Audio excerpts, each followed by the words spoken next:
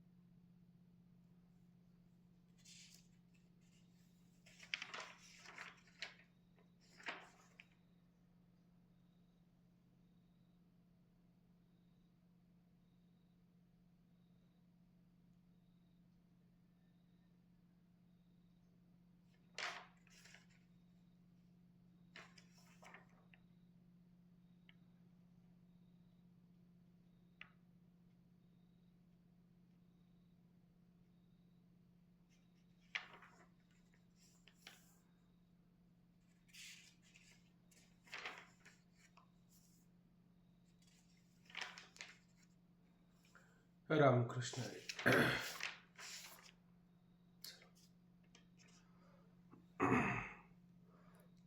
रामकृष्ण हरी. मग तेथे आपण एकाग्र अंतकरण करून सद्गुरु स्मरण अनुभवीचे जे स्मरतेने आदरे सभाहे सात्विक भरे जब काठीने विरे अहम भावाचे. त्या सद्गुराचं स्मरण करत असताना ते स्मरण त्या ठिकाणी कशा प्रकारे करावं, तर आदरे त्या ठिकाणी फार महत्त्वाचा शब्द आला. आदरे म्हणजे त्या श्रीगुरूंविषयी आपल्या अंतःकरणामध्ये काय असलं पाहिजे, तर आदरभाव असला पाहिजे. जर त्या असणाऱ्या श्रीगुरूंविषयी अंतःकरणामध्ये आदरभाव नसेल, श्रद्धा नसेल, तर सबाह्य सात्विक भरे, मग अंतःकरणामध्ये आत आणि बाहेर सात्विकता त्या ठिकाणी जी आहे ती कोणती सात्विकता, तर अष्टसात्विक भावाची सात्विकता. म्हणजे काल याचा आपण बारकाईने विचार करून आलो. म्हणजे अंगी कंठी प्रेम दाटे, नयनी निरलोटे, हृदय प्रगटे रामरूप. कंठ त्या ठिकाणी काय होतो, दाटून येतो, डोळ्याला अश्रू त्या ठिकाणी येत असतात. किंवा नाम आठविता सद्गतीत कंठी, प्रेमवाडे पोटी ऐसे करी, रोमांच जीवन आनंद अश्रू नेत्री, अष्टांग ही गात्रे प्रेम तुझे, असं तुकोबराय म्हणतात. म्हणजे त्या परमात्म्याचं नामस्मरण सुद्धा करायचं जर झालं तर अशा पद्धतीनं भाव अंतःकरणामध्ये तयार व्हावे. काय भाव तयार व्हावे, की रोमांच जीवन आपलं त्या ठिकाणी असावं. पण कसं, परमात्म्याचं नाव जरी आपल्या मुखाला आलं तर अंगावरती त्या ठिकाणी रोमांच उभे राहावे. अशा पद्धतीनं आपला भाव तयार झाला पाहिजे. ते का बरं एवढं सद्गुरूंविषयी सांगायचं, त्याचं कारणच एवढे की आता काल त्याच्यावरती भरपूर विचार झाला. त्यात मला आणखी एक महत्त्वाचा मुद्दा असं सांगू वाटतो की सद्गुरूंना इतकं का महत्त्व द्यायचं. बाकीचे नाही का जीवनामध्ये, बाकीचे आपल्या जीवनामध्ये आहे ना, पण ज्ञानोबा म्हणतात सद्गुरूलाच महत्त्व द्या. सद्गुरूलाच का महत्त्व द्यायचं, तर श्रीगुरु, सद्गुरू म्हणजे श्रीगुरु, ही पण एक आई सांगितलेली आपल्या जीवनामध्ये. मग आईच्या ठिकाणी काय पाहायला मिळतं, तर आईच्या ठिकाणी आपल्या पुत्राबद्दल करुणा असते, वात्सलता त्या ठिकाणी पाहायला मिळते.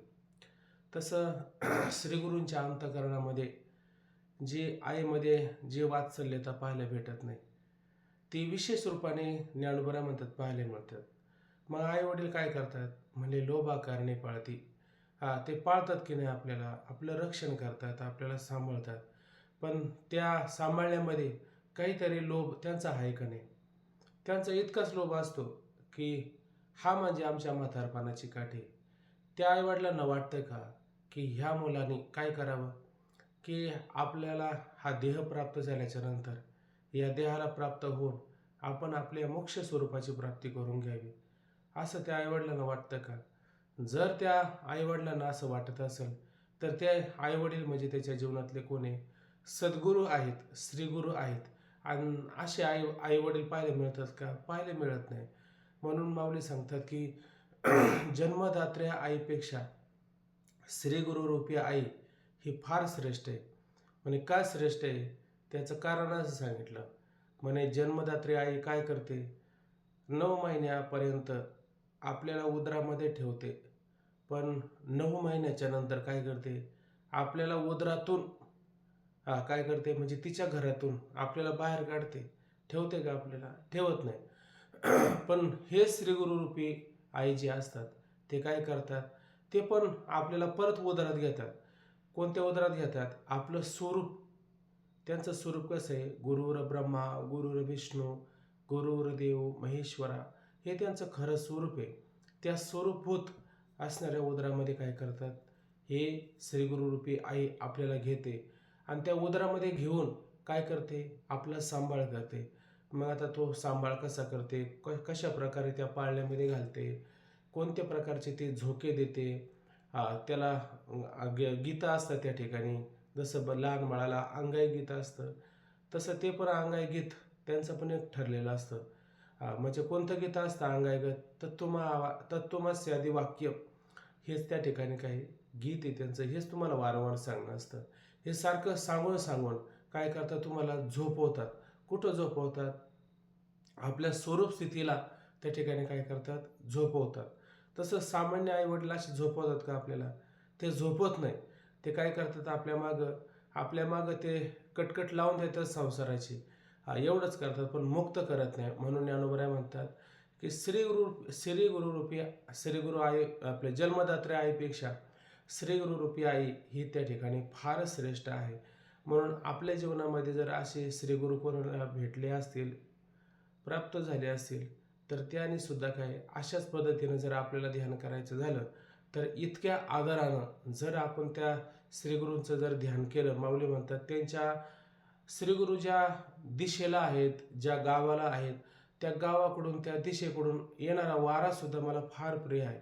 मग जर त्यांना येणारा वारा जर फार प्रिय असेल तर मग ते श्रीगुरु किती प्रिय असेल, आहे का नाही. म्हणून तुकोबराय सुद्धा म्हणतात, घेशी तरी घे संताची भेटी, आणि त्या गोष्टी नको म्हणा, जाशी तरी जाई संताची या गावा. म्हणजे भेट घ्यायची झाली तर कोणाची घ्या, संतांची घ्या. गावाला जायचं असेल तर कोणत्या गावाला जा, संतांच्याच गावाला जा. पूर्ण असा अभंग पाणी करताय. म्हणून एवढं सारं त्या श्रीगुरूंचं त्या ठिकाणी महत्त्व सांगितलं. म्हणून अशा पद्धतीनं आपण आदरपूर्वक श्रीगुरूंना त्या ठिकाणी काय करावं, स्मरावं, आठवण करावी. मग असं केल्याने काय होईल, अशा प्रकारचं सभा हे आत आणि बाहेर सात्विक म्हणजे सात्विक भाव भरे म्हणजे त्या ठिकाणी व्यापला जातो. असा सात्विक भाव व्यापला तर काय होईल, जो काठीने वेरे अहमभावाची, आणि मग त्या ठिकाणी काय होईल, कठीणता, अति कठोरपणा लाटणे जायसा न रवे लवे, असा त्या ठिकाणी काय कठीणपणा म्हणजे काठीण्य त्याच्या ठिकाणी आलेलं असतं. त्याचं काय होतं, ते कशामुळे येतं, अहमभावामुळं. मीपणा येतो का नाही, अहमभाव येतो का नाही. मग जिथं अहम आला तिथं काठीण्यपणा येतं का नाही, तिथंच काठीण्यपणा येतं. आणि जिथं अहमभाव नाही, तुका म्हणे जेव्हा गेला अहंकार तेव्हा अपपर बोळविले. मग अहंकार निघून गेला, तिथं आप आणि पर, आपलं आणि परक हे राहील का.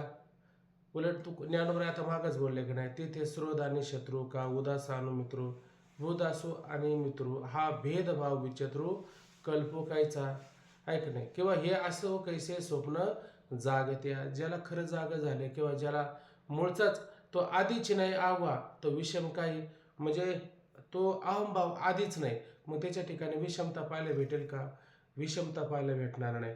म्हणून काय म्हटलं तो काठीण्यपणा आहे, कठोरपणा आहे, तो कशामुळे झालेला आहे? अहंभावाचा आहे. पण अशा पद्धतीनं सद्गुरूचं तुम्ही चांगल्या प्रकारे स्मरण तर जर केलं त्या ठिकाणी, तर तो अहंभावाचा निर्माण झालेला जो काठीण्यपणा आहे, तो काठीण्यपणा काय होतो त्या ठिकाणी विरायला सुरुवात होतो. जसं लोणी असतं आणि लोणी विस्तवाच्या जवळ नेलं ते काय होतं? पगळतं.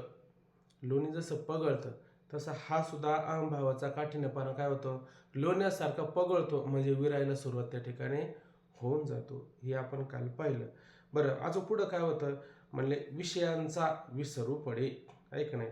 जे विषय आहेत का नाही, विषय विषय ओढे भुलिले जीव, तुकोऱ्या म्हणतात का नाही, याची कोण करील किंवा आता ते विषयाने एवढे ओढले जातात, विषयाच्या ठिकाणी एवढे आकर्षित केले जातात, म्हणून विषयाने ते वेधले जातात, विषयाचे छंदिक होतात त्या ठिकाणी. मग त्याची कोणी कीव करायची? म्हणजे आपल्याला साधनेला सगळ्यात जास्त प्रतिबंध कोण करत असेल तर हे विषय जे आहेत आपल्या साधनेला, हे जास्तच त्या ठिकाणी काय करत असतात? प्रतिबंध आपल्याला करत असतात. म्हणून त्या ठिकाणी काय होतात? विषयांचाच विसर पडून जातो. कसा विषयांचा विसर पडतो? जसं तुकोबराय म्हणते का नाही, विषयी विसर पडला निशेष अंगी ब्रह्मरस ठसावला. म्हणजे विषयाच्या ठिकाणी काय पडला? विसर पडला. विषयांच्या ठिकाणीच विसर पडला तर काय होईल? अंगी म्हणजे स्वतःच्या ठिकाणी ब्रह्मरस ठसावला. ब्रह्मरस ठसावला मीच ब्रह्मरूप आहे असा पक्काट त्या ठिकाणी काय ठसा पडलेला आहे. पण कधी पडेल? विषयांचा विसर पडला पाहिजे. जर त्या ठिकाणी विषयांचा जर विसर पडला नाही तर मग पुढे इंद्रियाची कसमस. इंद्रियाची कसमस म्हणजे काय? इंद्रिय त्या विषयाकडे धावतात की नाही? काल पण त्याच्यावरती भरपूर आपलं चिंतन झालं. इंद्रियांचा स्वभाव काय? इंद्रियांचा स्वभाव विषयाकडं धावणं. काल पाहिलं का नाही आपण? विषयाकडे धावणं. या इंद्रिया विषया वाचून काही अनेक सर्वता रम्य नाही, ऐसा स्वभावची पाहे इंद्रियांचा. इंद्रियांचा स्वभाव काय? विषया वाचून, आहे का नाही? त्याला दुसरं आवडतं का काही? विषया वाचून त्या इंद्रियांना दुसरं काहीही चांगलं वाटत नाही. विषयांच्याच ठिकाणी ती इंद्रिय काय करतात? रमून जातात. मग विषय जर त्या ठिकाणी काय विसरून गेलं, आता ही अंतःकरणाची वृत्ती असते का नाही, इंद्रिय विषयाकडे धावतात का वृत्तीच विषयाकडे धावत असते? खरं तर मन असतं आपलं, ते विषयाकडे धावत असतं. मग त्या मनाला जर आता पुढं विषय जर दिसले नाही तर ते विषयाकडे धावल का? धावणार नाही. मग त्या विषयाचा काय पडलेला आहे? अशा पद्धतीनं श्रीगुरूंचं स्मरण केलं, अहंभाव राहिला नाही, मग विषय राहतील का? अहंभावामुळंच मला भोगायचंय, मला करायचंय, मला मिळवायचंय, हा अहंभाव असतो की नाही? हा अहंभावच त्या ठिकाणी काय झाला? विरला गेलेला आहे. मग अहंभाव राहिला नाही, मग तो विषय भोगायला कोणीतरी पाहिजे की नाही? विषय भोगायला कोणीतरी त्या ठिकाणी पाहिजे, पण तो आता राहील का? तो राहणार नाही. मग विषयाचा काय पडेल? विसर त्या ठिकाणी पडून जातो. आता विषयाचा जर विसर पडला तर इंद्रियाची कसमस, आता इंद्रिय जे असतात की नाही, इंद्रियाची कसमस म्हणजे कसमस इथं काय दिलं? चळवळ, रग, म्हणजे याची इंद्रियांची कसमस शब्दानं काय? ओढ घ्यायची. आता म्हणलं की नाही विषय ओढी, आता ही इंद्रिय विषयाकडे ओढतात की नाही? जसं ज्ञानोबराय म्हणतात आपल्या घरी जनावरं असतात आणि जनावरांना वाळलेला चारा घालायचा. मग ते वाळलेला चारा जो असतात ते किती आवडीनं खातात? इतके आवडीनं खात नाही. जर गवताची, घासाची, चांगल्या प्रकारची हिरवी गार लुसलुशीत अशी पेंडी त्या जनावराच्या पुढून घेऊन चला बरं, ते काय करतात? हिरवा चारा भांबावे पशु. हिरवा चारा त्या ठिकाणी पाहिला रे पाहिला तर काय होतं? पशु काय करतात? त्या ठिकाणी भांबावल्यासारखं त्या ठिकाणी करत असतात. का बरं करत असतात? कारण त्यांचा स्वभाव कसा असतो? हिरवा चारा आम्हाला मिळावा, बरोबर आहे की नाही? पण आता मग त्या हिरवा चारा करता त्याची इंद्रिय काय करतात? कसमस करतात, हालचाल करतात, ओढत राहतात, मला मिळालं पाहिजे. आपण मागं पण असं एक उदाहरण पाहिलं की तो का काय अभंग आहे आता, तो का म्हणे घाना जंतू पुशी पुढं, असं काहीतरी म्हणले. जाऊ द्या, तो अभंग आठवत नाही. तो का म्हणे पुढा घाना जंतू जशी मुडा, असं म्हटले. तो का म्हणे घाना. घाना म्हणजे तो घाना तुम्हाला माहिती असेल, तो तेलाचा घाणा वगैरे आपण पाहतो की नाही, किंवा चरखा वगैरे पाहतो की नाही. घाणा जंतू जशी पुढा म्हणजे जंतू म्हणजे ते प्राणी आणि ते काय करतात, त्या घाण्याला झोपले. मग झोपल्याच्या नंतर ते घाणा काय एवढ्या आवडीने ओढतात का? इतकी आवडीने ओढत नाही. मग तो घाणेवाला काय करतो, की मग त्या असणाऱ्या बैलाच्या पुढं एक पुढं शिंगाच्या पुढून काठी काढायची, मागं ती काठी चांगली बांधून घ्यायची. त्या काठीच्या टोकाला म्हणजे किती अंतर, असं अंतर बरंच राहिलं पाहिजे का जिथं बैलाचं तोंड गेलं नाही पाहिजे इतकं अंतर ठेवायचं. तिथं चांगली हिरवी पेंडी बांधून ठेवायची. मग ती हिरवी पेंडी बैल काय करतो, पाहतो. आणि पाहिल्याच्या नंतर तो विचार करतो का, हा जो घाणा आहे, हा घाणा वाढताना मला फार कष्ट होतात, असं बैल कधी विचार करतो का? कधीच विचार करत नाही. मग मला हिरवी पेंडी खायला मिळेल, मग ती हिरवी पेंडी खायला मिळेल अशी त्याला काय असते, आशा असते. तो ज्ञानोबरा मध्ये नाही, सर्व सुखाच्या आशा जन्म गेला वाया, क्षण एक मुक्ती यज्ञ नाही केला, हिंडता दशा शीन पावला, जीव माझा मायाविष्टीला. आता नाही पुढं आठवत मला, हाय काय असं तरी प्रमाण. म्हणजे काय, सर्व सुखाची आशा जन्म गेला वाया. म्हणजे तो बैल जो असतो त्या, आता हे बैल लक्षात येतो तुमच्या, गाण्याचा बैल. हा म्हणजे दुःखाचे कार्यदास वशी संसाराचा खर बैल, हे बरेच त्याच्यात अर्थ लागले जातात, बरोबर की नाही. असे बैल भरपूर त्या ठिकाणी पाहायला मिळतात. त्यांना असं वाटतं आत्ता मला मिळेल, आत्ता मला मिळेल. पण त्या बैलाला मिळतं का? बैलाला शेवटपर्यंत ती पेंडी भेटत नाही. तो शेतकरी सुद्धा असतो किंवा तो घाणेवाला सुद्धा असतो ना, ती पेंडी तशीच काढून वर ठेवून देतो, घाणा ओढून झाला तरी. आणि दुसऱ्या दिवशी घाणा जंतू जशी परत त्याला त्या घाण्याला झोपितो, पण ती पेंडी खायला देत नाही. मग याचं सगळं घाणा ओढणं असतं ते काय असतं, आशेवर असतं. ज्या वेळेस ती पेंडी वाळून जाते मग ती बैलाला ती पेंडी खायला मिळते, तरी बैल त्याला खायची इच्छाच ठेवतो. म्हणजे असंच असतं. म्हणजे हे हे जीवनामध्ये हे आशा आहे ना, ही माणसाच्या कधी जीवनामध्ये संपत नाही. पण या ठिकाणी आपण चांगल्या प्रकारे श्रीगुरूंचं स्मरण जर केलं, आपल्याला काय करायचंय, योग करायचा. योग करायचं म्हणजे परमात्मा स्वरूपाला जोडायचे. आणि ते जोडण्याकरता काय, हे आधी घालावं लागेल आपल्याला. पण हे असं जाईल का? असं जाणार नाही. कारण आपण सुद्धा कोणीतरी आपल्या जीवनामध्ये मार्गदर्शक आला की आपण सुद्धा म्हणतो आमच्या जीवनामध्ये ते मार्गदर्शक आहे. त्याने आता सांगितलं ना, जसं आपण म्हणतो तस्मत शास्त्र प्रमाणांते, शास्त्राने जे सांगत ते करावं माणसाने. त्याने जर म्हटल्याने विहिरीत उडी घालायची तरी घालेल. आम्हाला पूर्णपणे त्याच्यावरती काय विश्वास आहे. तसे आमच्या श्रीगुरूने आम्हाला सांगितलं ना, हे करायचं, असंच राहायचं, बस होईल ते होईल. म्हणजे अशा पद्धतीनं श्रीगुरूचं स्मरण केलं तर हे जीवनामध्ये सगळ्या गोष्टी येत नाही का, स्वाभाविकपणे आपल्या जीवनामध्ये येतच असतात. म्हणून विषयाचा पूर्णपणे त्या ठिकाणी जो विसर आहे तो पडून जातो, थांबतो आणि इंद्रियाची कसम मोडते. विषयांचा जर विसर पडला तर इंद्रियाची जी रग आहे, इंद्रियाची जी विषयाकडे ओढ आहे, चळवळ आहे, रग आहे, ती पूर्णपणे काय मोडते, मोडूनच जाते त्या ठिकाणी. एकदा वस्तू मोडून पडले ना, मग तिला जर म्हणलं ना, फळ दे ठेवून जडे, मग मागवताना जोडे. एकदा फळ दे ठेवून फळ देठाला सुटलं ना, तुम्ही म्हणले आता परत जोडा, जोडता येईल का? का ते सुटलं ना आता, किंवा एखादं लाकूड ते मोडलं, आता करा बरं. तुम्ही कृत्रिमरित्या तयार करू शकता त्याला जोडण्याचं काम, पण ओरिजिनल ते जोडेल का? नाही. का? ते मोडलेले आता फक्त खोटं खोटं जोडू शकता, हे लक्षात घ्या. म्हणून त्या ठिकाणी इंद्रियाची कसमस पूर्णपणे काय मोडून जाते. बरं, अशा पद्धतीनं मनाची घडे घडे हृदया माझी.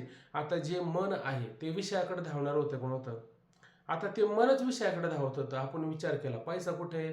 बँकेत. पैसा बँकेत आहे, पैसा बँकेत नाही. पैसा बँकेत आहे किंवा नाही याचं काय असतं, आपल्याला ज्ञानाचं असतं. पैसा आहे, पैशाचं अनुकूल ज्ञान. पैसा नाही, पैशाचं प्रतिकूल ज्ञान. हे ज्ञानच आतमध्ये जातं ना. का पैसा आतमध्ये जातो हृदयात, अंतःकरणात, शरीरात, कुठं जातो का? कुठं जात नाही. त्याचं ज्ञान आतमध्ये जात असतं. मग अशा पद्धतीनं काय होतं, ते पैसा नको आणि मला काहीच नको. मला आता काय करायचंय, मला खरं जाणायचंय, मला खऱ्याचा भोग घ्यायचा आहे, असं जर एकदा कळलं की ते मन आता तिकडे धावल का?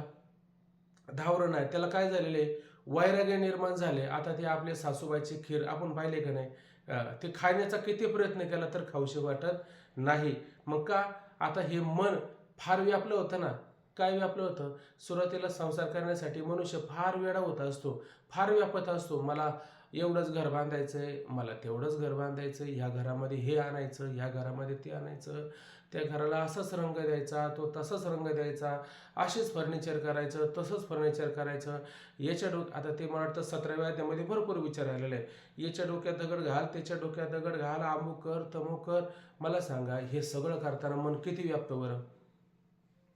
आपल्याला जर एखादं वस्त्र जर नेसायचं असेल तर ते वस्त्र काय करावं लागतं आपल्याला? वस्त्र नेसायचं म्हणल्यावरती एवढं छोटं छोटंच असतं ना, पण ते वस्त्र काय करावं लागतं? मोकळं सोडावं लागतं सगळं आणि निसून मग असं मोठं करावं लागतं, बरोबर आहे की नाही? पण एकदा जर ते वस्त्रच त्या ठिकाणी काय आपल्याला घालायचं नाही, मग त्याचं काय करतो आपण? वस्त्राला धुवून धावून चकाचक छोटीशी अशी घडी करतो की नाही? पण किती छोटी? तो खूप राहते का नाही? हृदय संपुष्ट हे पेटी. हृदय आणि हे संपुष्ट म्हणजे छोटी असणारी काय पेटी, आणि त्याच्यामध्ये काय घडी, परमात्मा स्वरूपाची घडी. आता मागे विचार केला की नाही, तो भगवंत किती व्यापक आहे, पण अर्जुनासाठी तो काय आलाय? घडीसारखा झालेला आहे त्या ठिकाणी. तसं या ठिकाणी हे मनाची सुद्धा घडी बसते. ऐक नाही, पूर्वी असं सांगितलं जातं की काही काही वस्त्र असे फार मोठे असायचे, पण त्या मोठ्या वस्त्रांची जर घडी करायला गेली ना, ही छोटीशी जर पेटी असेल ना, त्या पेटीमध्ये ती घडी बसेल, पेटीमध्ये घडी बसेल. तसं हे मन आहे, हे फार व्यापले. आता हे मनाचा किती विचार करायचा आहे, गती अधोगती, मनाची युक्ती, कितीतरी तुकोरांचे अभंग पाहिले काय?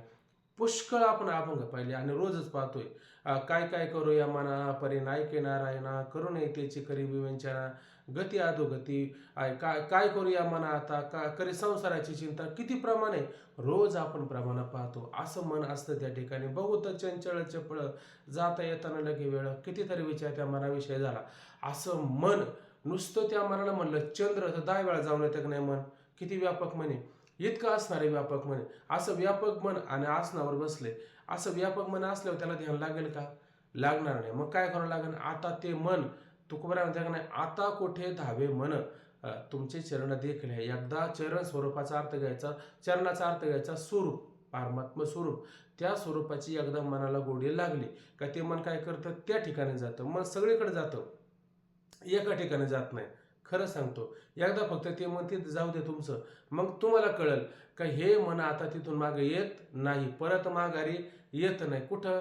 जशी माशी सगळीकडे बसते का नाही? सगळीकडे बसते. माशीला म्हणा विस्तवावर बस बरं. माशी जर त्या ठिकाणी माशी जर विस्तवावर बसली तर काय होईल? तिला माहिती एकदा गेल्यावर परत मागे येणं होत नाही. शेवट अंतच आहे त्या ठिकाणी. तसं या मनाचा अंत कुठं? परमात्मा स्वरूपावरती एकदा ते स्थिर झालं का ते परत मन त्या ठिकाणी मागं येतच नाही, आहे का नाही? ज्ञानोबरांचे पण त्याच्यावरती बरेच अभंग आहे. हे मन कैसे केवढे पाहू जाताना, हे मन कैसे केवढे, ते आहे का महाराज आहेत का आपले पाटील महाराज, त्यांना माहिती ते उभे. हे मन कैसे केवढे आयसे पाहू मन तरी ना सापडे, एरवी रहाट वया थोडे त्रिलोक्य येया. हे मन कैसे केवढे, आहे का नाही? हे मन कैसे केवढे, केवढं मन कसं आहे, केवढे पाहो, आहे का नाही? त्याला ऐसे पाहो जाता तरी न सापडे. म्हणजे त्या ठिकाणी त्याला पाहिलं गेलं सापडतं का मन? बरं सांगा बरं. इकडं काय, इकडं काय, इकडं काय, इकडं काय, याला हात म्हणतात. उजवा हात, डावा हात, हा पाय, नाक, कान, डोळे, इथं इथं इथं इथं इथं. माझं मन असं इथं इथं सांगा बरं. पाहो जाता न सापडे. सापडेल का तुम्हाला मन? मन सावयव आहे का निरवय आहे? सांगा बरं. मन काय त्या ठिकाणी? मन त्या ठिकाणी सावयव आहे का निरवय आहे? मन सावयव आहे. दाखव मन कसं दिसतंय तुम्हाला.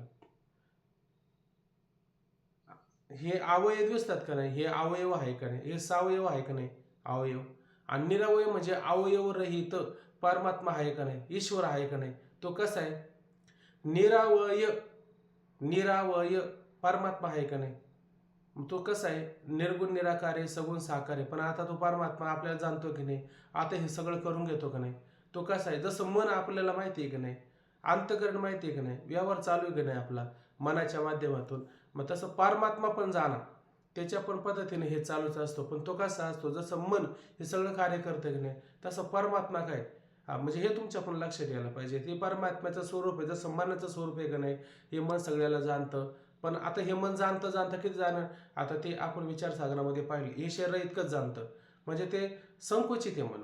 तसं परमात्मा कसा आहे, व्यापक आहे. म्हणजे तो काय करतो, सगळ्याला जाणतो, म्हणजे त्याला सर्वज्ञ असं म्हटलं जातं. हे जसं मन आहे तसं परमात्मा सुद्धा काय तसंच आहे. मन हे राम झाले, मन हे राम झाले, प्रवृत्ती ग्रासून कैसे निवृत्तीशी आले. मग मन हे राम होतं ना महाराज, पण मन कधी त्या ठिकाणी राम होतं, जे देख लिया जे देख लिया गुढीच्या ठाई सोके, म्हणून अनुभव सुखाचे कौतुके दावीत जायचे. ह्या मानाची एक निके, जे देख लिया गुढीच्या ठाई सोके, जे अनुभव सुखाचे कौतुके दावीत जायचे. म्हणजे ह्या मानाचं एक निक म्हणजे चांगलं, एक ह्या मानाची एक चांगली गोष्ट आहे. मग ह्या मानाची एक निक, जे देख लिया गुढीच्या ठाई सोके, जे एकदा त्याला ते देखले म्हणजे देखणे शब्दाचा अर्थ घ्यायचा अनुभव पाहिल्याच्या नंतर त्या गोडीच्या ठाई त्याला गोडी लागली का त्या ठिकाणी काय करतं, मन सोकलं जातं, सोकतं, वेड होतं, ऐक नाही. मग काय होतं, अनुभव सुखाची कौतुके दावीत जाऊ. हे मोठं कौतुक आहे, हे नवल आहे. ते अनुभव आला का हा येणे सोसे मन झाले हाव भरे, परत माघारी घेत नाही. एकदा मन ते वेड झालं का परत माघारी मात्र घेत नाही. असं त्या ठिकाणी काय आहे, मनाचा विचार आपल्याला पाहायला मिळतो. आता भरपूर त्या मनाच्या बाबतीत पाहायला जात आपण. खरं पाहायला गेलं तर हे मन आहे का नुसती कल्पनाचे मनच नाही मुळात पहिली गोष्ट आहे की नाही. कल्पना वाया मन हे नाव एरवी कल्पनाची सावेव, जयाच्या संगे जीवदशा वस्तू.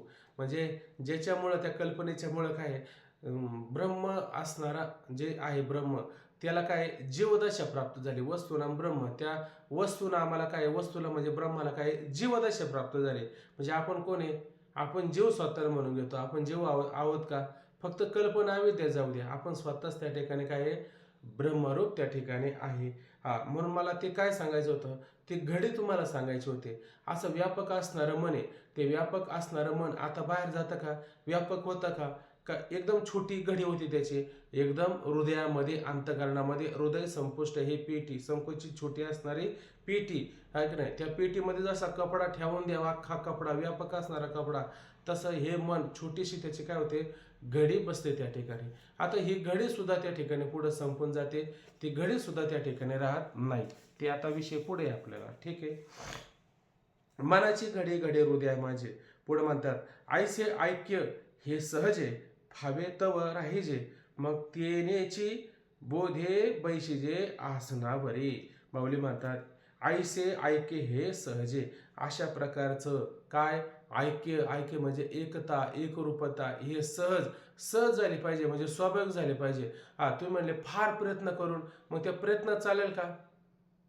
आता हे मन बळच सोडायचं, ध्यानाला बसतो ना आपण, मग बसताना काय करतो, बळच त्या मनाला आता आग्रह करायचा, त्याला काहीतरी आता लोक ते साधना झाल्याच्या नंतर ते चालूच असतं त्यांचं चर्चा, ते मन जागेवर राहतच नाही. त्या मनाला काय करू, बाकीचे लोक विचारत राहतात, ऐक नाही. मग हे त्यांचं बळच चालतं. इथं बळच करायचं का, बळच नाही करायचं, हे सहज आहे. हे सहज, पण कधी सहज होईल, श्री गुरुचं आदराने स्मरण केलं तर सहज होईल.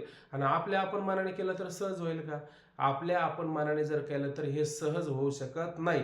म्हणून माऊली म्हणतात ऐसे, अशा प्रकारचं काय, एकाग्र अंतकरण सद्गुरूचं स्मरण, त्याने दिलेला अनुभव, तो स्मरताना अंतकरणामध्ये आदरभाव, आणि ते सात्विक म्हणजे सात्विक भाव त्या ठिकाणी भरणं, म्हणजे व्यापणं, अहंकाराचं काठीण्य पण विरून जाणं, विषयाचा विसर पडून जातो, इंद्रियाची ओढ, इंद्रियाची चळवळ कळवळ ते सगळी बंद पडते. मनाची घडी हृदयामध्ये चांगल्या प्रकारे बसली. पण हे कसं, हे ऐसे ऐक्य सहजे, अशा प्रकारचं हे ऐक्य सहजच त्या ठिकाणी भावे प्राप्त होतं आपल्याला.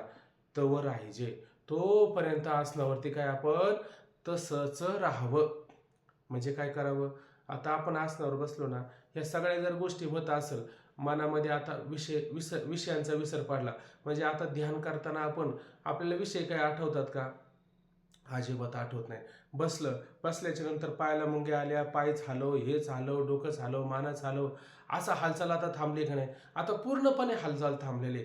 मन कुठं जात नाही, विषयाचा विसर पडून गेलेला आहे, कोणता विषय आठवत सुद्धा नाही आता आपल्याला. अंतकरणामध्ये सात्विक भाव भरलेले पूर्णपणे. आता मात्र कोणत्या प्रकारचा राग द्वेष मद मत्सर राहिलेलंच नाही, पूर्णपणे सात्विकता अंतःकरणामध्ये, त्याचं जीवन हर्षित झालेलं आहे, आनंदित झालेलं आहे, असं जोपर्यंत होतं की नाही तोपर्यंत काय करावं, त्या आसनावरती सहज बसून राहावं, आहे की नाही. आणि असं झाल्याच्या नंतर उठून जावं का तिथंच बसावं. काय करावं मग त्याने पुढं, असं झाल्याच्या नंतर काय करावं, आसनावरून उठून जावं का तिथंच बसावं. तिथंच बसावं, कारण तिथं बसण्यासाठीच हे चाललंय ना सगळं, आहे की नाही. असं जर झालं तर त्याने काय करावं, माऊली म्हणतात, मग तेने बोधे बैशिजे आसनावरी. अशा प्रकारचा चांगला बोध, अशा प्रकारचा चांगला त्याला तो अनुभव जर चांगला त्या ठिकाणी जर आला, तर मग काय करायचं, त्या बोधाने त्या विचाराने काय करावं हे कळलं की मग काय करावं, बैशिजे आसनावरी. मग त्या आसनावरती काय करावं, त्याने तशाच प्रकारे बसून राहावं. हा बोध म्हणजे काय, ह्या बोध म्हणजे हा प्रकारचा वरचा जो अनुभव आहे, हे वरचं सगळं ज्ञान आहे का नाही, याला वृत्तंभरा प्रज्ञा असं म्हटलं जातं. ही सगळी त्याला जाणवले ना, हे जाणवले का त्याने आसनावरून आता उठायचं नाही, बस तसंच त्या आसनावरती बसून राहायचं. पुढे माऊली म्हणतात, मग पुढं काय होईल, आता अंगाते अंगवरी पवनाते पवनो धरी ऐशी अनुभवाची उजरी होची लागे. आता पुढं माऊली म्हणतात, पहा कडा काय होईल, अंगाते अंगवरी. आता तुम्ही बसले का नाही, बसले म्हणजे तुम्ही पहिल्या दिवशी बसले आणि पहिल्या दिवशी असं सगळं झालं, असं होतं का किती काळ बसावं लागतं. अहो त्याला 15 दिवस, महिना, 2 महिने, 4 महिने, लोकांना वर्ष वर्ष हे साधन करावं लागतं. आपण म्हणतो अहो मी बसलो पण मला ध्यानच झालं नाही, मला फार खटखट झाले. म्हणजे तुम्हाला एका बसनीत होईल का सगळं, याचा काय करावं लागेल, अभ्यास करावा लागेल. आता ते ड्रायव्हर असतात की नाही, ते गाडी चालता चालता कितीतरी लोकांबरोबर चर्चा करतात. मग त्यांचं स्टिअरिंग इकडे तिकडे जाते का, क्लच इकडे तिकडे जातो का, काय चुकतं का त्यांचं, का तंतोतंत चालतात. ते तंतोतंत चालतात का चालतात, त्यांना किती दिवसाचा अभ्यास झालेला आहे, भरपूर काळाचा अभ्यास झालेला आहे.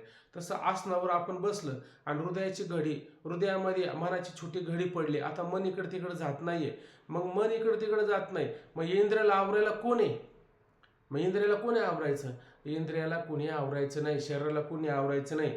अंग म्हणजे हे शरीर, आता कोणी आवरायचं कोणाला, अंगानेच अंगाला आवरायचं, हे अंगच आपल्या अंगाला आवरतं. ज्ञानोबराय म्हणतात की नाही, मन वळी मना बुद्धी बुद्धी क्षणोक्षणा मीच मज राखून झालो जेणे तेथेची धरिलो जे जे जेथे उठी तेथे खुटी तया हाते भाजणे खाजणे तुका साक्ष उरला दोन्ही. म्हणजे काय, आता कोण कोणाला वळवतंय, मन वळी मना, मनानेच मनाला वळवायचं. बुद्धी बुद्धी क्षणोक्षणा बुद्धीनं बुद्धीला मीच मज राखून झालो, आहे का नाही, त्यानेच त्याचं राखण करायचं. का आता वेगळं कोण करतं का, बरं म्हटले, जे जे जे ते उठी ते ते खुटी तया हाते. जे जे ज्या ठिकाणी प्रवृत्ती निर्माण होतात का नाही, त्या प्रवृत्ती काय तिथल्या तिथं त्या मनाने काय करायच्या, बुद्धीने काय करायचा, निश्चय करायचा. मन आणि बुद्धीचं काय ऐक्या ते असं म्हटलं का नाही. म्हणजे अशा पद्धतीनं दोघांमध्ये विषमता न राहता दोघांनी त्या ठिकाणी कार्य करायचं. जसं हे तुकोबराय म्हणतात, तसं माऊली म्हणतात, अंग अंगी अंगाती अंग वरी, आहे का नाही. आता अंगच अंगाला त्या ठिकाणी काय करतं, वरतं, सांभाळतं, बरोबर ना. वरी शब्दाचा अर्थ भरपूर येतो. म्हणून पुढे म्हणले, पवना ते पवनो धरी, आहे का नाही. आता ते पवन म्हणजे वायू, वारा. वारा लागतो का त्याला त्या ठिकाणी, पूर्वी ध्यान करायचं फार वारा लागायचा, असा आता वारा लागतो का, आता वारा लागला काही लागलं काही कळत नाही.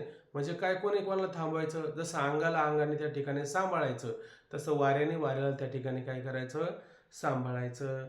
ऐशी अनुभवाची उजरी होची लागे. अशा प्रकारचा अनुभवाचा उजरी शब्दाने उदय काय होतो, होची लागे, होऊ लागतो. अशा प्रकारचा कितीक वेळ झालो, जवळजवळ 4 तास बसलो, पण माझं अंग थोडं सुद्धा कलंडलं नाही.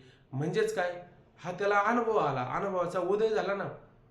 किती वेळ झालं मला पवनो म्हणजे वारा सुद्धा लागला नाही, थोडी सुद्धा हालचाल झाली नाही. अशा प्रकारचा अनुभवाची उजरी, अशा प्रकारचा अनुभवचा उदय त्याच्या ठिकाणी काय होचे लागे, होऊ लागतो. पुढं माऊली म्हणतात, अशा प्रकारचा अनुभव लागला मग काय होईल, प्रवृत्ती प्रवृत्ती मागोती मोहरे समाधी ऐलाडी उतरे आगवे अभ्यासू सरे बैसत खेव. प्रवृत्ती माग होणे, प्रवृत्ती. आता ही प्रवृत्ती असते का नाही, प्रवृत्ती आता म्हटलं ना, मन हे राम झाले, मन हे राम झाले.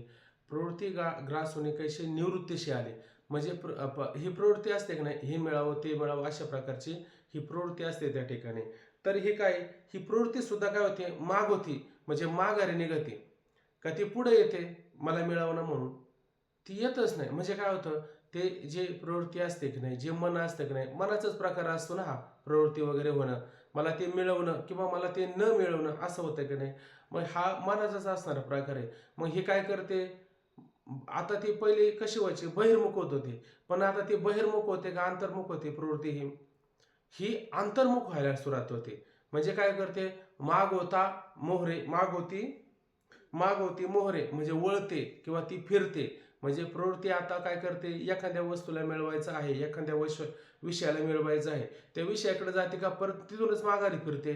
माग होती मोहरे, माग होते वळते, माग होती त्या ठिकाणी माघारी फिरते, म्हणजे परत पुढे जात नाही. म्हणजे त्या आसनावर बसलं आणि एखादी प्रवृत्ती निर्माण झाली तर ती मात्र कोणत्या विषयाकडे पुढे जात नाही, गेली तर लगेच माग, म्हणजे निर्माण झाली तर तिथंच शांत होऊन जाते. म्हणून अशा पद्धतीनं ती प्रवृत्ती सुद्धा बहिर्मुख न होता ती अंतर्मुख व्हायला सुरुवात होते. समाधी ऐलाडी उतरे. मग काय होईल, हे जे मन असतं की नाही, आता विचारसागरामध्ये आपण बारकाईने पाहिलं, ती समाधीची अवस्था सांगत असताना एक भावना रूप, एक अवस्थान रूप.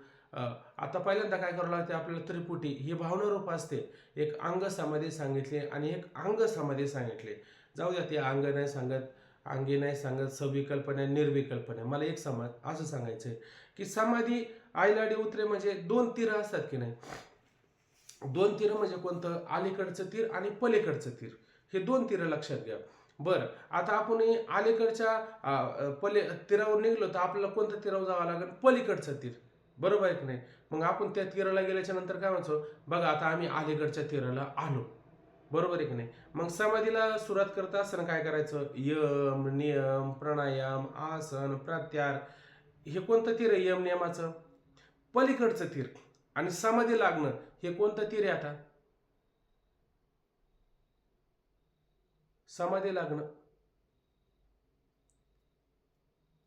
बोला, समाधी लागणं यम नियम पलीकडचं.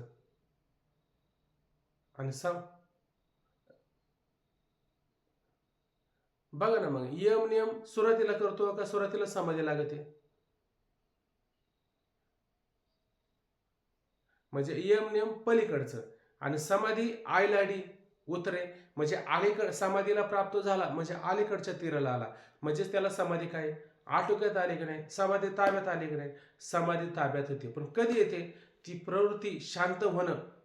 हा, हे काही ध्यानस्थ बसूनच करणं असं पण नाही. तुम्ही असं शांत जरी बसले तरी कोणत्या प्रकारची प्रवृत्ती अंतःकरणामध्ये निर्माण होत नसेल तर तुम्ही समाधी अवस्थेला आहे का नाही, समाधी अवस्थेलाच आहे. आणि जर तुमच्या मनामध्ये तुम्ही ध्यानात बसले, समाधीत बसले, आसनावर बसले आणि मन इकडे तिकडे जर जात असेल तर तुम्ही समाधीमध्ये आहात का.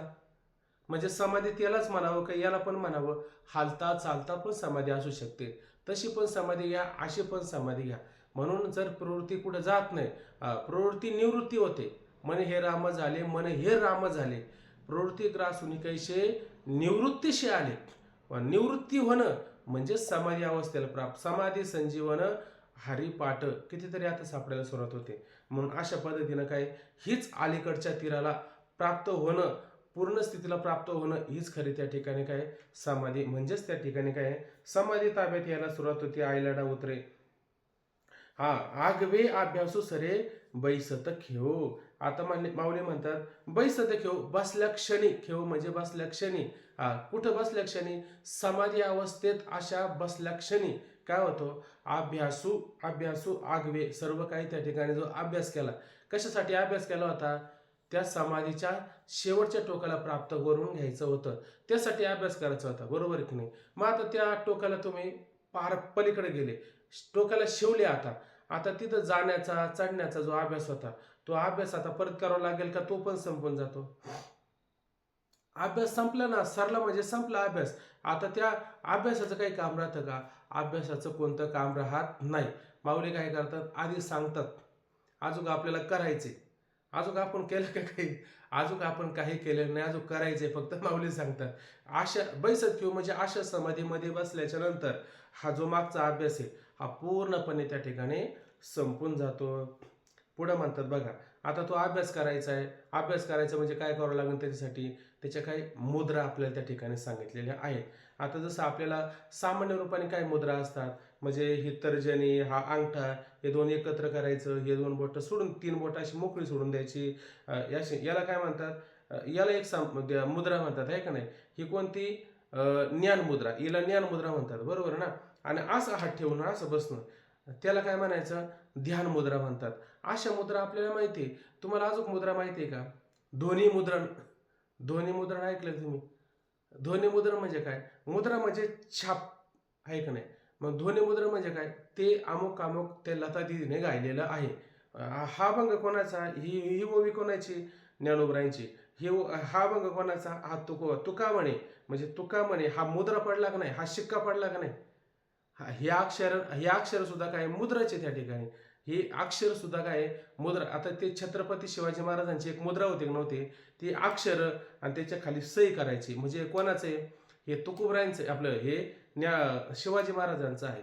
ही मुद्रा पडले का नाही. तसं हे गाणं कोणी गायलं, हे ध्वनी मुद्रण कोणी केलं, त्याची पण मुद्रा किती अनेक प्रकारच्या मुद्रा असतात. पैशाला मुद्रा म्हटलं जातात, शिक्क्याला मुद्रा म्हटलं जातं, नाण्याला मुद्रा म्हटलं जातं, आवाजाला मुद्रा म्हटलं जातं. अशा अनेक प्रकारच्या त्या ठिकाणी काय असतात, मुद्रा असतात. पण त्याच्यात योगाच्या, हठयोगाच्या काही त्या ठिकाणी आपल्याला मुद्रा आपल्याला पाहायला मिळतात. जसं आपण मला वाटतं काल पण बोललो होतो, कुठं, भीम मुद्रा डोळा निरंजन मैदान, ती पण ज्ञानोबरांनी एक मुद्रा सांगितली की नाही. ती पण एक मुद्रा आपल्याला पाहायला मिळते. किंवा नाथ महाराजांची एक मुद्रा आहे. हा बोला. हा हा मुद्रा ती 5वी लावून या लक्ष, तो आत्मा प्रत्यक्ष हरी दिसे. मग मुद्रा ती 5वी, म्हणजे 5वी कोणती मुद्रा असते, मुद्रा म्हणजे 5 प्रकारच्या असल्या पाहिजे, म्हणजे शेवटची मुद्रा, बरोबर ना. मग 5 प्रकारची मुद्रा सांगत असताना त्याच्यामध्ये भूचरी, चाचरी, खेचरी, अगोचरी आणि अलक्ष. कारण आता काय म्हणलं तुम्ही, मुद्रा ती 5वी लावण्या लक्ष. लक्ष का अलक्ष, अलक्ष मुद्रा. म्हणजे मग त्याच्यामध्ये कोणत्या आधीच्या मुद्रा पाहावं लागणार आपल्याला, त्याच्यामध्ये आपल्याला भूचरी मुद्रा पाहावं लागते. मग हे भूचरी मुद्रा म्हणजे काय, आता आपण हे बसलो की नाही, ते नाका आहे का, नाका आपलं असतं की नाही, नासाग्र करा म्हणे दृष्टी. मग ते काय करावं लागतं, नाकाचं टोक आहे का नाही. बरं, नाकाच्या टोकाकडे पाहिलं म्हणजे तुम्हाला जमीन दिसते की नाही, ती जमीन. मग ती जमीन दिसते की नाही, त्या जमीन तेवढंच भागाकडे लक्ष राहतं, बरोबर ना. त्याला कोणती मुद्रा म्हणायचं, त्याला भूचरी मुद्रा. ही पण मुद्रा आहे, म्हणजे ही पण मुद्रा आहे.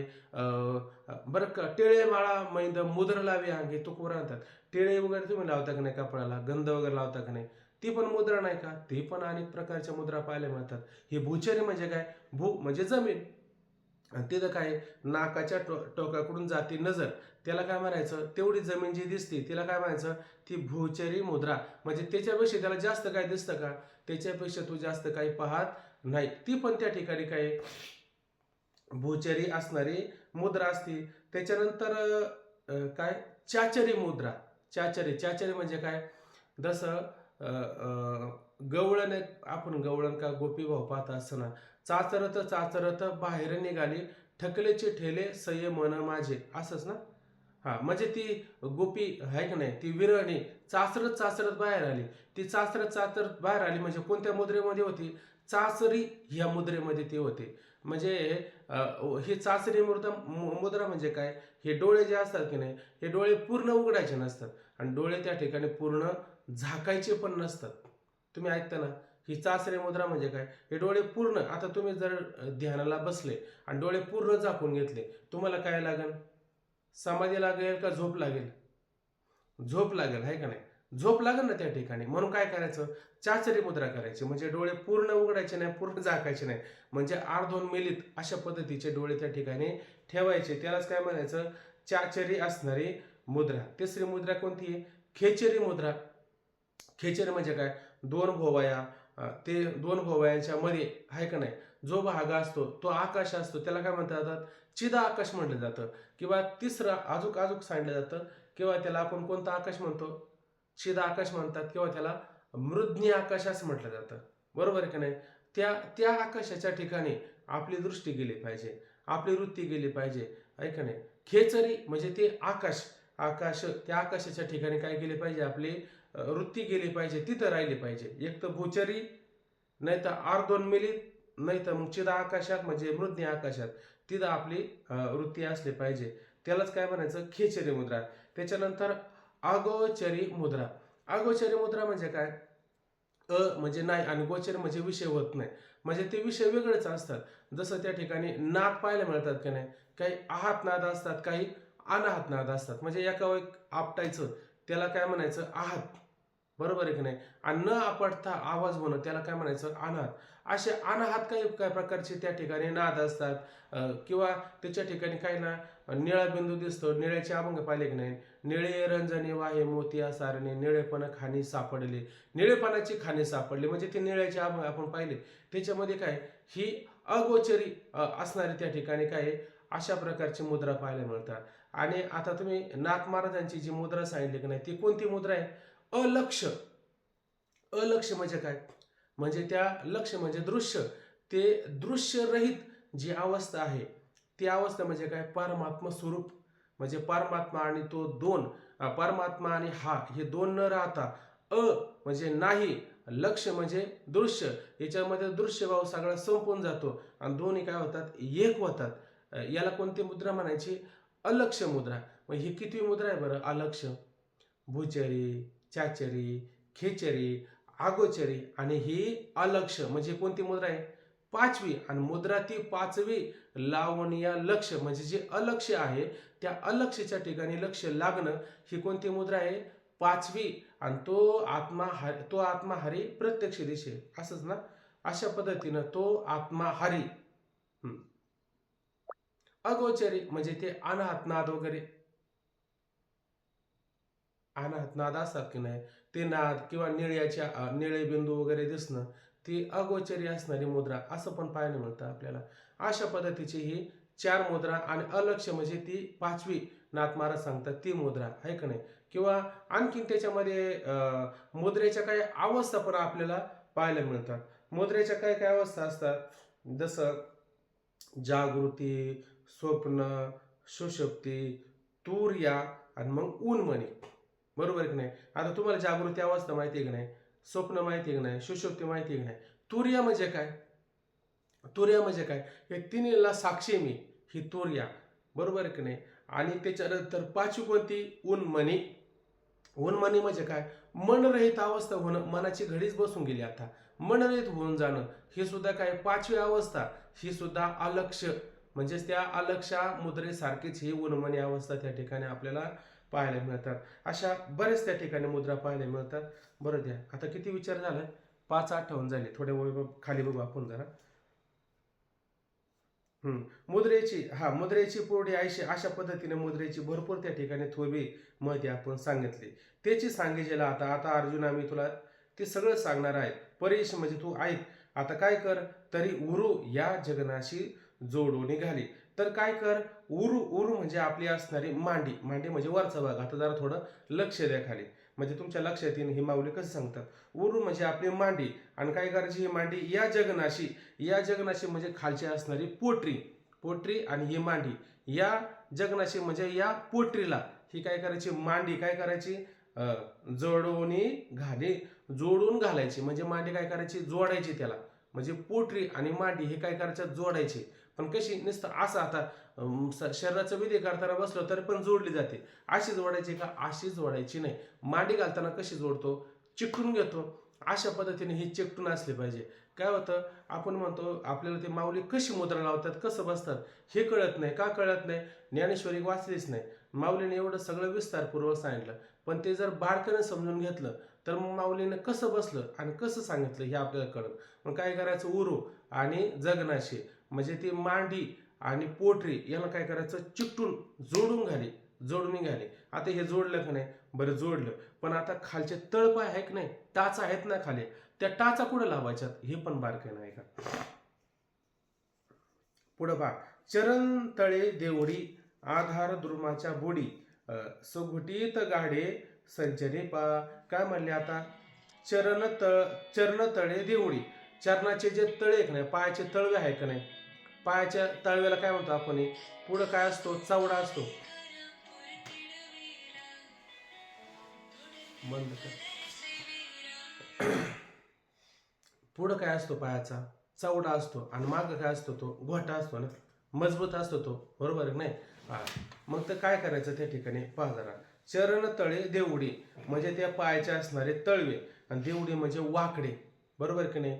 ते काय करायचे, वाकडे करायचे. देवडा करायचा म्हणजे वाकडा करायचा. वाकडा करून काय करायचा, आधार दुर्माच्या बुडी. आता खालचं कोणतं चक्र आहे पहिलं, सगळ्यात आधी कोणतं चक्र लागतं, चक्र आहे का आपल्या लक्षात, का गेले विसरून. कोणतं चक्र आहे, आधार, मूलाधार. मूलाधार चक्र आहे का नाही. बुडी म्हणजे त्या बुडाला, खालच्या ते आधार चक्र खाली कुठे, सगळ्यात बुडाला आहे ना, खाली ना. मग त्या आधार चक्राच्या आधार द्रुमाच्या गुढी म्हणजे ते खालचं असणारं जे आधार चक्र आहे गुदस्थानाच्या तिथं, तिथं काय करायचं, बुडाला. बुडाला काय करायचं, सुघटिते गाडी संचरी पहा. मग व्यवस्थित, सुघटिते म्हणजे काय, अशी अतिशय व्यवस्थित स्थिरपणे, गाडी म्हणजे बळकट, आणि संचारी पहा. मग अर्जुना पहा, त्या ठिकाणी काय करायचं, बसावं किंवा त्याला त्या ठिकाणी ठेवावं. बरं, पुढं म्हणतात, मग कसं ठेवायचं ते सांगतो म्हणजे ऐका. सव्य तो तळी ठेवीजे, तेने शिवणीमध्ये पिढीजे, वरी बैसे तो सहजे वाम चरणू. सव्य म्हणजे उजवा, तो तळी ठेवीजे. तळी म्हणजे कुठं, आधार चक्र जे सांगितलं की नाही आपल्याला, मूलाधार, त्या मूलाधाराच्या ठिकाणी उजव्या पायाची टाच, तळवटी सांगितलं ना, ती टाच असते ना मागं, ती टाच कुठं लावायची, उजव्या पायाची टाच. म्हणजे आपण आसनाला बसलो आणि डाव्या पायाची लावली तर चालेल का, नाही चालणार. माऊलीने जसं सांगितलं तसं सांगायचं, त्याच्यामध्ये अजिबात बदल करायचा नाही. सव्य म्हणजे उजवा पायाची असणारी काय करायची, टाच. सव्य तो तळी, त्याची असणारी टाच काय करायचं, ठेवीजे, ठेवा कुठं, खाली. त्याने कुठं, शिवणीमध्ये पिढीजे म्हणजे ती शिवण असते की नाही, म्हणजे गुद आणि उपस्थ, तिथं काय असते, शिवण असते, बरोबर की नाही. त्या शिवणीमध्ये त्या ठिकाणी आपण ठेवायचे. बर, मग त्या ठिकाणी पिढीचे शब्दाचा अर्थ काय करायचे, जसं आपल्याला एखाद्याला पीडा देणं म्हणजे काय, थोडा त्रास देणं म्हणजे थोडं दाबणं, म्हणजे त्या ठिकाणी पीडा द्यायची म्हणजे काय करायची, दाबायची टाच. नुसती टाच स्पर्श करायचा नाही, नुसती चिकटवायची नाही, थोडं काय झालं पाहिजे त्याला, पीडा म्हणजे थोडी दाबली पण पाहिजे ती शिवण. जर तुम्ही शिवण दाबली नाही तर त्या ठिकाणी जे मूलाधार चक्र आहे ते जागृत होईल का, त्याला हलवायचं आहे ना तुम्हाला, कारण कुंडलिनी कुठे आहे, तिथं त्या चक्राच्या तिथं आहे ना, तिला जागा करायचं. मग काय करावं लागेल आपल्याला, थोडं दाबावं लागेल त्याला. बरं, पिढीचे तिथं दाबायचं. वरी बैसे तो सहजे वामोचिरण, आणि त्याच्यावरती काय करायचा, डावा जो पाय का नाही, वरी म्हणजे तो खालचा जसा पाय तिथं ठेवला का नाही, तसा वरचा पाय ठेवायचा, कुठं, त्या पायाच्या वर ठेवायचा. बर, तो सहजे वामोचरण, आणि तो डावा असणारा पाय त्याच्यावरती ठेवायचा. बर, आता खाली पहा. आता याच्यात काही कठीण नाही सांगितलं, आता मी पुढचं सांगतो ते लक्षात घ्या. गुद मेंढरा आतो ते चारी आंघोळे निघती, ते तर सादर प्रांती सांडवण्या. आता काय म्हणलं, गुद आणि मेंढरा म्हणजे उपस्थ, आतो ते मधील, म्हणजे त्या ठिकाणी गुदस्थान आणि उपस्थ याच्यामध्ये किती अंतर आहे बरं, 4 बोटे, 4 आंघोळे.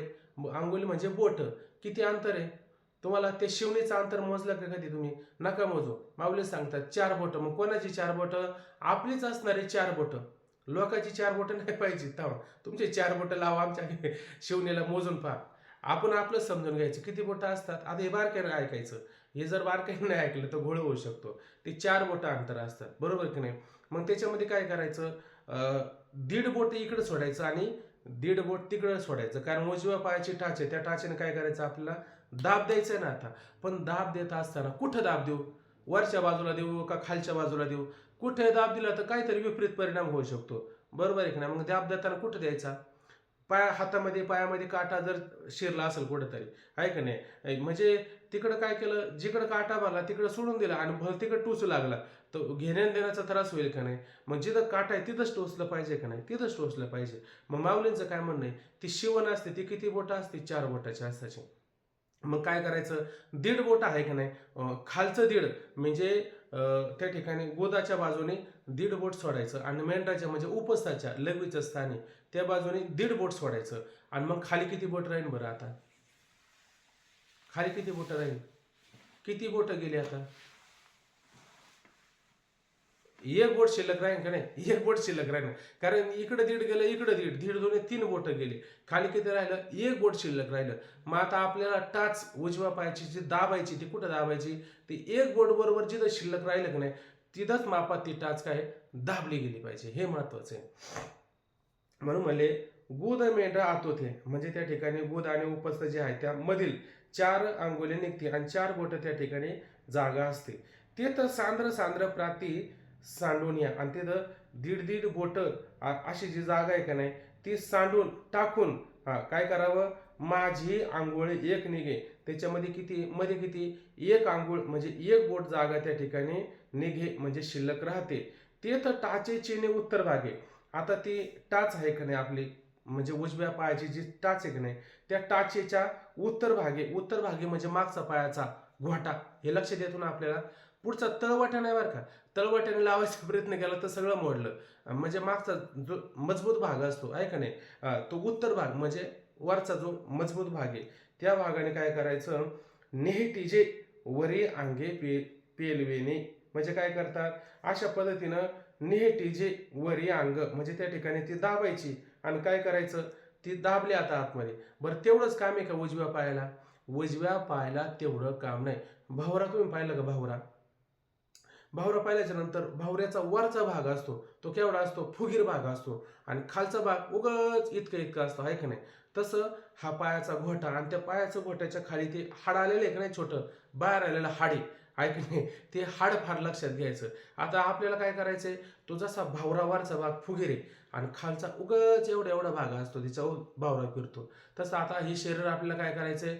पेलून धरायचंय. कुठं धरायचंय? टाचणी खाली त्या असणाऱ्या एक बोट जागा आहे तिथं दाबून पण धरायचंय, आणि अख्खं शरीर काय करायचंय?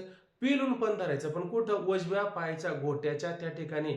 खोटेचा म्हणजे खोटा म्हणजे घोटा, त्या घोटाच्या भागाने खालून पण जमिनीला आधार द्यायचा आहे, आणि वर अख्खं शरीर काय करायचंय? पेलून धरायचंय. तुमच्या सगळ्यांच्या लक्षात येते नाही का? फार कठीण आहे? काही कठीण नाही ना, सोपंच आहे ना. पाहता त्या ठिकाणी काय म्हणलं? नेहटीचे म्हणजे त्या ठिकाणी दाबून धरा. वरी अंग पेलिलेने, म्हणजे वरचं अंग त्या ठिकाणी काय करावं? पेलावं. पेलावं म्हणजे चांगल्या प्रकारचं तोलून धरायचं. खाली पण काय करायचं आपल्याला? दाब पण द्यायचा, आणि वरचं अंग त्या ठिकाणी पेलून धरायचं. म्हणजे खालची टाच वरचं अंग हे वेगळं का एकच होणं आता त्या ठिकाणी? हे वेगळं न होता हे काय करायचं? एक त्या ठिकाणी करायचं. पुढे सांगतात उचलले का नेणे तैसे पृष्ठांत उचले गुल्फ गुल्फद्वय धरेजे तेनेची माने. आता माऊली म्हणतात हे अंग उचललं का नाही तुम्ही? कशाने उचलले? त्या खोट्याचा भाग तो घोटा मागचा आहे का नाही, त्याने ते उचललं तुम्ही, ठीक आहे. पण उचलल्याच्या नंतर नेने जे उचललं का नाही, उचललं का नाही हे कळूच नाही आपल्याला. जसा तो भुंगा आहे का नाही, भुंग्याचं माग उदाहरण पाहिलं, तो जैसा जैसा भ्रमर परागो सेविती पण कमळ देणे नेनती. म्हणजे तो भुंगा कमळामध्ये आला आणि त्याने काय केलं? परागकण सेवन केलं, पण कमळ दळे कमळाच्या पाकळ्याला तपास लागू दिला का? कळूच दिलं नाही. तसं हे उचललेलं आपण आहे, पण हे आपल्याला कळूच नाही. किती उचललं का नाही, किती उचललं हे सुद्धा आपल्याला कळू नाही, माहितीच नाही हो त्या ठिकाणी. म्हणून म्हटले उचलले का नेण्याचे, हे उचललं का नाही हे माहितीच होऊ नये असं. तैसे तशा प्रकारचं पृष्ठांत उचलले म्हणजे पृष्ठांत. आता पृष्ठांत शब्दाचा अर्थ काय घ्यायचा? आता हा मागचा पाठीचा कणा आहे का नाही, माग म्हणजे तो कुठे आहे? पृष्ठांत म्हणजे आपण त्याला काय म्हणतो? माकड हाड. माकड हाड म्हणतो, बरोबर का? तो कुठे असतो? खाली पृष्ठ म्हणजे खालच्या भागाला असतो, बरोबर आहे की नाही? मग काय म्हणलं त्या ठिकाणी? इथं बघा दिलंय खाली पाडवेद आलेलं आहे, तिथे ह्या पृष्ठभाग पृष्ठांतर आणि इथं पुष्टात म्हणजे खालचा भाग त्या ठिकाणी लक्षात घ्यायचा. 31 नंबर पहा म्हणजे लक्षात येईल. पाठीच्या कण्याचा शेवटचा असणारा जो भाग आहे की नाही, कण्याचा शेवटचा भाग आहे, त्या ठिकाणी काय करावं? अशा पद्धतीनं उचलून धरावं. बरं, उचलून धरताना कसं? गुलपद्वय धरेजे तेनेची माने, आणि तशाच पद्धतीने काय करायचं? गुलपद्वय म्हणजे ते असणारे खोटेचा भाग, तो मजबूत असणारा भाग, त्याने काय करावं? धरावं तेनेची माने. त्या प्रकारे काय करावं? दोन्ही घोटे आतून काय करावं? दाबून त्या ठिकाणी धरावे. म्हणजे खालून एक पहिला खालचा गोटा गेला, दुसऱ्यावर काय आला, वरचा गोटा आला त्या ठिकाणी. अशा पद्धतीने ते काय करायचं, दाबून धरायचं. बर, मग आता हे तुमच्या लक्षात येतं ना, याच्यात काही काही अडचण नाही तुम्हाला? नाही तर ते जास्त वेळ झाला, मग म्हणशान जास्त वेळ झाला आता काय करायचं. ह्या 2-3 उभ्या घ्यायच्यात का? हा, ऐकूनच ठेवायचं काम हे करायचं, आता काही काम नाही आपल्याला, आता वय झालं, सगळं झालं आता, हे जाऊ दे. हा पण एक मार्गच आहे आणि ज्ञानाचा एक पण मार्गच आहे. म्हणून ह्या मार्गाने पण आपल्याला त्या स्थितीपर्यंत जाता येतं आणि दुसऱ्या मार्गाने पण जाता येतं. म्हणून ऐकायला काही हरकत नाही. किंवा उद्याला बघायचं, आता हे मूळबंध वगैरे शब्द आलेले, वज्रासन वगैरे आलेले, हे सगळ्या बऱ्याच बऱ्याच याच्यामध्ये गोष्टी सांगण्यासारख्या असतात. पण ती वेळ झाली का मग आम्हाला पण असं गडबडल्यासारखं होतं, वाढू का नको आता, खातील का नाही का उष्ट पडतं तसं. आहे का नाही. त्याच्यामुळे मग ते थोडं थोडं सावकाश सांगितल्यास बरं वाटतं, आहे ना. चला मग बाकीचा विषय आपण उद्याला पाहू वाटलं तर. पुंडलिक वरदाहरी विठ्ठल, श्री ज्ञानदेव तुकाराम, पंढरनाथ भगवान की जय, माऊली ज्ञानेश्वर महाराज की जय, जगद्गुरु श्री संत तुकाराम महाराज की जय, सब संतन की जय.